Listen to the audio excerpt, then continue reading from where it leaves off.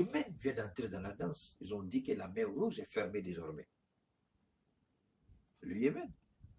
Ils ont déclaré que la mer Rouge, parce que maintenant, quand le détroit d'Ormuz, pour aller vers le Yémen, vous savez, le Yémen là, vous sortez le détroit d'Ormuz, le Yémen, donc, il y a deux tenailles, deux pinces.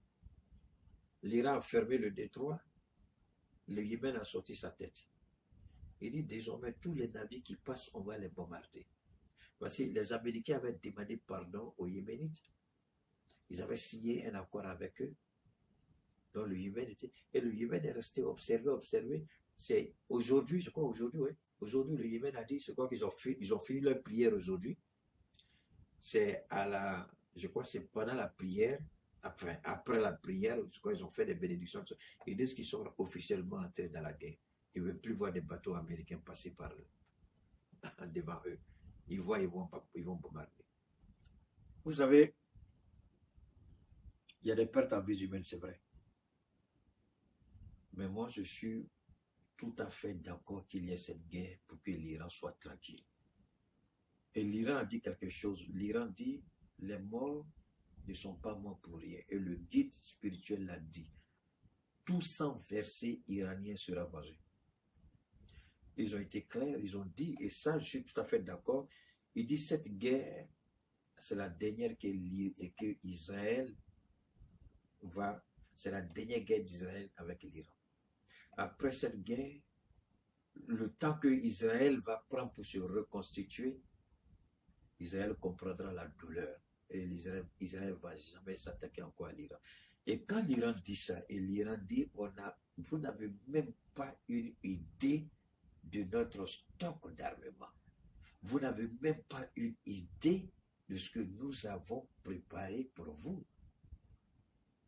Donc, quand vous regardez Téhéran, oui, c'est vrai. Il y a des bâtiments, il y a des business. C'est vrai. Mais tous les calculs qu'ils avaient faits, tout est tombé dans l'eau. Parce qu'ils avaient fait le calcul avec le retour le prince ou bien quoi, là, quelque chose comme ça. Ça dit, je ne sais pas si c'est un des anciens, si c'est un des petits-fils du Shah. Donc, ils comptent, puisque le gars est en exil. Donc, pour eux, c'est ça. Ils voulaient former une opposition et puis venir prendre l'Iran. Mais je expliquais le jour de la fête, là, il y a un de mes neveux qui est venu me voir. Il dit, tonton, il faut m'expliquer un peu cette guerre-là. Bon, je lui ai dit, tu sais, brièvement, hein, l'Iran est prêt à aller jusqu'au bout. Et l'Iran dit, c'est ça qui m'effraie toujours quand j'explique aux gens. L'Iran dit, on n'a pas encore commencé à utiliser nos armes stratégiques. On n'a pas encore commencé à utiliser les armes que nous avons confectionnées en 2020, je crois, 2020, 2021. Toutes les armes que nous utilisons, c'est les armes qu'on avait déjà préparées et qu'on voulait utiliser pendant la guerre des 12 jours. Et c'est le stock là que nous sommes en train d'écouler. Les vraies armes là, on n'a pas encore utilisées. Et je crois que souvent, ils lancent les missiles à tête multiple. Et c'est ça qui tue aujourd'hui en Israël, plus que tout. Et puis, le nombre de morts en Israël, c'est caché. Le gouvernement contrôle tout. Les victimes, le gouvernement contrôle. Il y a un journaliste de la radio, de la RT, qui est une chaîne russe. Israël a lancé un missile sur le gars. Lui et son caméraman ont échappé de justesse, mais je crois qu'ils sont hospitalisés en ce moment, à l'hôpital. Ils ont essayé de tuer le journaliste, parce qu'il disait la vérité. Parce que la guerre, même en Iran, au Liban, le Liban, mais Israël, ils sont en train de tuer les militaires israéliens au Liban, malgré qu'ils rentrent avec des chars. On nous fait croire qu'ils sont en train de baisser au faux. Je suis tombé par hasard comme ça sur 2 journalistes indépendants, mais la réalité est totalement différente du narratif qui contrôle et puis véhicule. Au Liban, c'est vrai qu'il largue des missiles. Le Liban n'a pas les systèmes de défense. Le Liban n'est pas aussi équipé que l'Iran. Donc, les avions là rentrent et puis larguent des bombes, ils s'en vont. Mais il y a, comme j'ai dit, il y a un événement qui s'est produit. Un F-35, l'avion le plus sophistiqué de l'arsenal militaire israélien et américain, a été touché par un missile iranien. Donc, ça veut dire que les données ont changé. Ça veut dire que ces avions ne sont plus invisibles désormais parce que la puissance de feu de l'aviation américaine et israélienne, c'est l'invisibilité, on ne les voit pas. Ils viennent, ils larguent et puis ils s'en vont. Mais dès l'instant où maintenant vous êtes visible, on peut même vous envoyer un projectile, ça veut dire que les données ont changé. Et ça, les Américains le savent, les Israéliens le savent. Et les Iraniens sont convaincus désormais qu'ils ont touché à quelque chose de sensible. Est-ce qu'ils vont encore envoyer les F-35 comme ils veulent pour être abattus?